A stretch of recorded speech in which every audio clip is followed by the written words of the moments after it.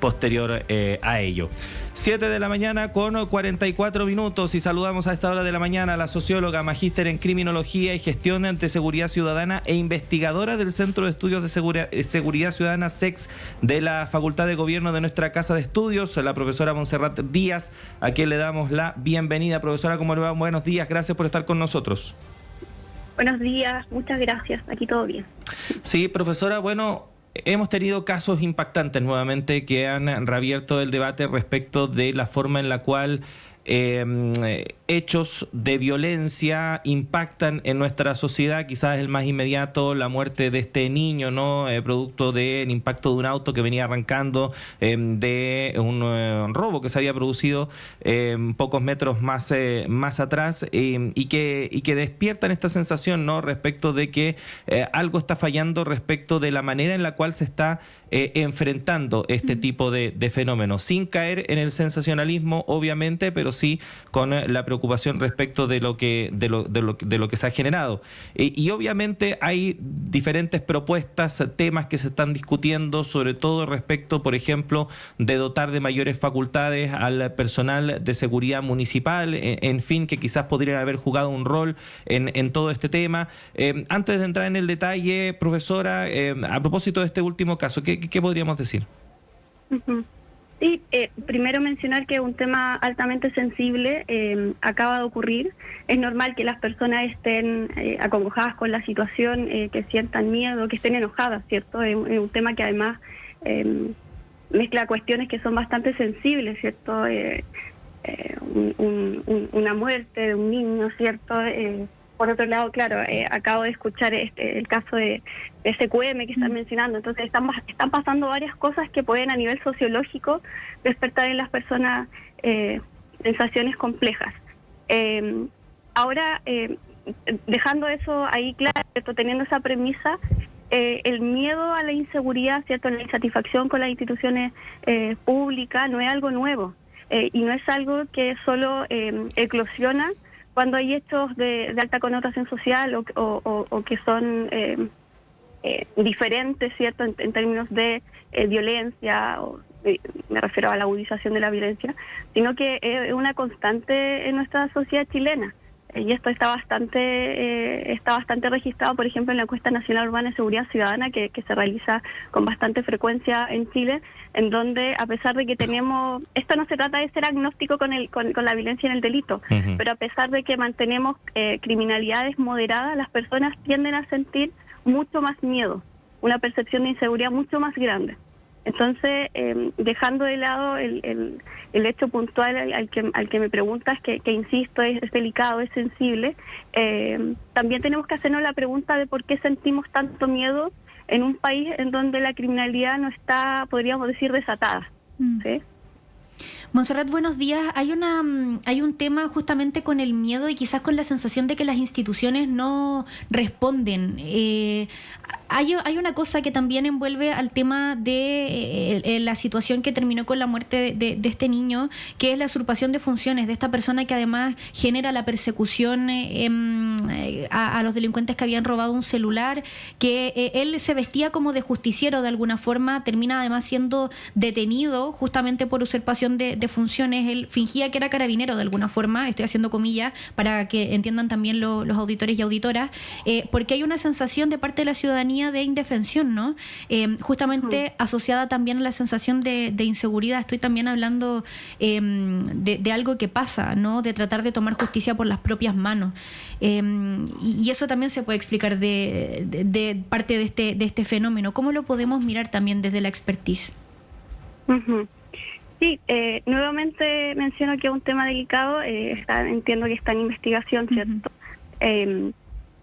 Y sí, esto, a ver, como contexto, como criminológico, históricamente han habido formas alternativas de hacer frente a la inseguridad, o esto de tomar la justicia por las manos propias, ¿cierto? Uh-huh. Que podríamos hipotetizar que el caso de esta persona que era algo así, ya que esta figura que existe como colaboradores activos en las policías, en carabineros puntualmente, pero que en ningún caso reemplazan o pueden reemplazar legalmente, ¿cierto? La función policial. Chile establece claramente cuáles son sus policías, quienes se encargan del control del delito, ¿cierto? Y es Carabineros de Chile, Policía de Investigaciones.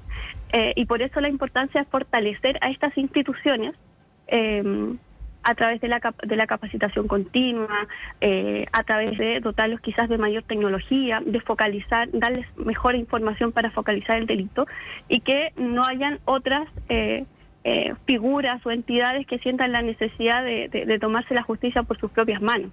Entonces, insisto, yo seguiría siendo cuidadosa con el tema en el sentido de que es muy reciente, está pasando, pero aquí el llamado y también desde el Centro de Estudio de Seguridad Ciudadana tenemos ese llamado, ¿cierto?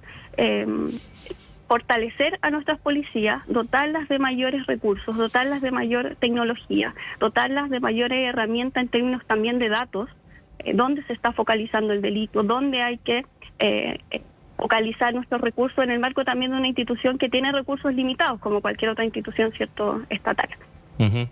Profesora, estamos en un contexto de campañas electorales y sabemos que el voto no debiese ser así, pero tampoco uno puede tapar el sol con el dedo. El voto lo mueven las emociones, no lo mueve la razón. Y finalmente los candidatos apelan a emociones y algunos de ellos, particularmente de la oposición, apelan a esta sensación de crisis, de miedo, de indignación, también de rabia respecto de este tipo de situaciones y muchas veces amplifican lo que efectivamente está pasando en el país y con un discurso también muy de la mano de la reacción que puede ser más natural o instintiva, ¿no? La mano dura, el castigo, etcétera, etcétera, que sabemos, la evidencia histórica internacional demuestra que no provoca mayores cambios y lamentablemente cualquier voz disonante o que trate de aportar un poco más de profundidad al debate se le suele caricaturizar y se le habla de buenistas, en fin, de que en el fondo están abordando mal el problema y se llega a caricaturas, por ejemplo, como que se quiere combatir con amor el narcotráfico, que es parte que hemos visto incluso dentro del debate público. ¿Qué pasa en ese sentido? Porque evidentemente estamos en un momento en el cual esta sensación de crisis se acrecienta por el mismo debate público, en el fondo. Sí. Y no es tan... Quiero decir algo que va a sonar polémico, pero lo voy a explicar. No es tan loco esto de combatir quizás no el narcotráfico, pero el delito con amor. ¿En qué sentido lo digo? Y es que específicamente respecto al ámbito de la seguridad, la literatura especializada, la academia, la experiencia comparada, son bastante claras en decir y son bastante consistentes en decir que el delito es un fenómeno multicausal y que en la mayoría de los casos responde a factores estructurales bien profundos, ¿cierto? Menos oportunidades, pobreza, carreras delictivas que comienzan a temprana edad, ¿cierto? Por falta de oportunidades. Y no se trata de romantizar la delincuencia, pero sociológicamente tienen una explicación en la mayoría de los casos, ¿cierto? Siempre hay casos distintos, pero que en la mayoría de los casos responde a estos fenómenos que se asocian más a lo social. Entonces, no se soluciona simplemente con medidas punitivistas, por ejemplo, encarcelar más, sino más bien con medidas que a lo mejor van a llamar más al intersector, ¿cierto? Medidas sociales, que aborden más las causas de fondo. Entonces, más allá de las candidaturas, las propuestas específicas, que todos las conocemos, ¿cierto? Lo relevante aquí es que las políticas de seguridad se construyan primero con una mirada técnica, integral, democrática, realista. Y esto realista es súper importante, porque la respuesta centrada únicamente en cómo explotar el derecho penal, como la expansión de la cárcel, por ejemplo, suelen ser sumamente costosas y en algunos casos, yo diría en la mayoría de los casos, poco efectivas. Agudizan carreras criminales, el hacinamiento genera ambientes violentos que no contribuyen a la reinserción, el contexto carcelario se vuelve un espacio criminógeno en sí mismo. Entonces, nuestro llamado es, primero, muy en tu línea, ¿cierto? No caer en el populismo punitivo, no caer, o sea, saber identificar algo que ha pasado históricamente, ¿cierto? No es propio de esta época, que es cómo se utiliza el miedo como una herramienta electoral,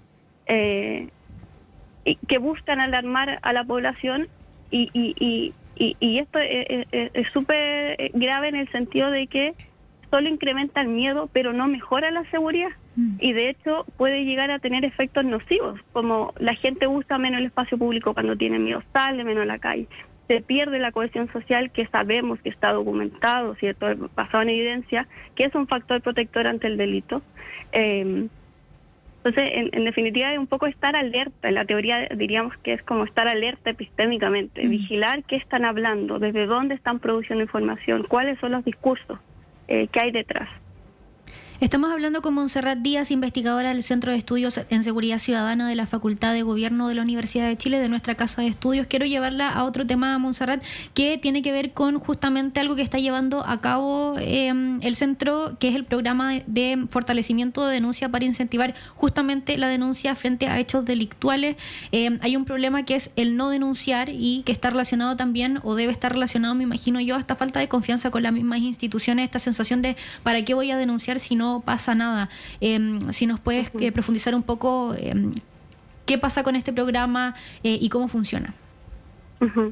Sí, perfecto. Este es un programa que nos tiene bastante felices en el sentido humano, pero también cierto académico y también de política pública. El programa de fortalecimiento de la denuncia lo estamos ejecutando desde el CES, que lo impulsa el gobierno de Santiago, y responde precisamente al bajo nivel de denuncia frente a delitos de la región metropolitana. Y claro, uno intuiría que menor denuncia se relaciona con menor comisión delictiva, pero no necesariamente así. Y algo que podemos corroborar nuevamente en la ENUD, ¿cierto?, en su sección de encuesta de victimización que tiene, que mide la cifra negra. Y actualmente, bueno, la última ENUD declara que solo el 45% de las víctimas de delitos violentos denunció los hechos. Y entre los factores explicativos de esta no denuncia está la desconfianza institucional, la falta de información, o sea, dónde denunciar, cómo denunciar, ¿cierto?, qué puedo denunciar y qué no. Y la percepción de inutilidad también del proceso, el que no conoce, el proceso penal es bastante complejo para quien no viene del mundo de las leyes. Entonces, esta percepción de inutilidad o de insatisfacción o de no conocer cuáles son las expectativas de este proceso juega ahí un rol importante. Entonces el objetivo de este programa es aumentar la tasa de denuncia. Sabemos que un objetivo a largo plazo, pero mediante cosas súper concretas. Estamos llevando a cabo una campaña de sensibilización, ahí el equipo de comunicación social, formación ciudadana, estamos haciendo capacitaciones en juntas de vecinos, representantes de comités vecinales, en representantes de comités de seguridad, que son también esta figura que actualmente se está promoviendo harto desde las municipalidades, fortalecimiento de capacidades locales, también estamos realizando específicamente a funcionarios de las municipalidades. Tú hace un rato me consultabas como o mencionaban las municipalidades, el proyecto de ley de seguridad municipal, y lo cierto aquí es que las municipalidades juegan un rol fundamental, porque muchas veces son esa primera cara o ese primer contacto que tiene la comunidad con el Estado. Entonces, mediante este programa también estamos fortaleciendo esa respuesta, o sea, cómo las municipalidades responden ante, a lo mejor, falta de información, desorientación de la comunidad, y pueden desplegar estrategias mucho más focalizadas. Montserrat, necesitamos esa ley, justamente, disculpa que te interrumpa, pero ya que la mencionaste, ¿necesitamos la ley de seguridad municipal? Mira, hay desde la academia o desde el de derecho penal hay harto debate en si se necesitan más leyes o solo congestionan más el sistema. En este caso yo creo que es una ley que tiene alta potencialidad en el sentido de que, bueno, busca fortalecer la institucionalidad municipal, en materia de seguridad y específicamente en prevención del delito. Entonces, cuando hablábamos en unas preguntas anteriores respecto a esta de la usurpación, por ejemplo, de funciones, sí, esta ley viene a delimitar bien qué puede hacer la seguridad municipal y qué no puede hacer. Entonces, en ese sentido, primero hace una formalización del personal municipal de seguridad, que algo yo diría que tenemos pendiente en vista de cómo ha evolucionado estas figuras, ¿cierto?, municipales, ya que actualmente no existe un marco regulatorio sistematizado para el personal de seguridad municipal. Por otro lado, también robustece la coordinación e intercambio de información con las policías y el Ministerio Público, que también va muy en la línea de esto de no reemplazar, ¿cierto?, facultades que además cada uno está cierto, policía de investigación, carabineros, está bastante preparado en eso, y también contribuye a la modernización del instrumento de gestión comunal. Eso es un poco lo que la ley o que el proyecto de ley está pensando. Y yo, solo para recalcar que creo que hay puntos que son centrales, uno de ellos esto de generar este estatuto completo para inspectores de seguridad municipal, y es bastante claro en decir que la función es prevención del delito y u otras actividades coadyuvantes para apoyar la labor policial. Ahora, esto no es algo nuevo. Hoy en día los inspectores municipales cumplen funciones, por ejemplo, en los patrullajes mixtos, que se llaman, en acompañar a policías a patrullar la comunidad, lo que es bastante positivo en el sentido de que, claro, las municipalidades, a través de los inspectores municipales, son quienes mejor conocen sus territorios. Entonces pueden ayudar a focalizar los recursos, mediar el conflicto, desescalar el conflicto para que esto no conduzca eventualmente en un delito. Así que creo que esto de la delimitación de su colaboración en actividades coadyuvantes y en la prevención del delito son claves. Y otro elemento, perdón, que creo que es súper importante, tiene que ver con que define cuáles son las facultades y el uso de la fuerza de los inspectores municipales, en el sentido de que, y esto lo hemos visto en otras instituciones como Carabineros, ¿cierto? Una buena regulación del uso de la fuerza no solo contribuye, ¿cierto?, a la ciudadanía, sino también a ellos mismos, en delimitar bien cuáles son sus facultades y los principios que rigen el empleo de la fuerza, ¿cierto? Legalidad, necesidad, proporcionalidad, etcétera. Montserrat Díaz, socióloga, magíster en Criminología y Gestión de la Seguridad Ciudadana e investigadora del Centro de Estudios en Seguridad Ciudadana CEX de la Facultad de Gobierno de la Universidad de Chile. Agradecerle por el tiempo que ha tenido para conversar con nosotros respecto a estos temas, y vamos a estar muy pendientes también a este programa que se está elaborando para incentivar la denuncia junto al gobierno de la región metropolitana. Sé que se llama ahora Gobierno de Santiago, pero yo nunca le voy a decir Gobierno de Santiago. Hasta el día final le voy a decir Gobierno de la región metropolitana. Me encuentro que una falta de respeto para el resto de las provincias de la región, así que ahora el gobierno de la región metropolitana. Muchas gracias, profesora, que esté muy bien. Muchas gracias, buen día. Muchas gracias. 8:02 a.m, hacemos una pausa en esta primera edición de Radio Análisis, pero siga junto a nosotros y nosotras. Ya llega Patricio López para continuar con el programa. Connie, nos reencontramos mañana viernes. Nos reencontramos mañana, que tengan buen día.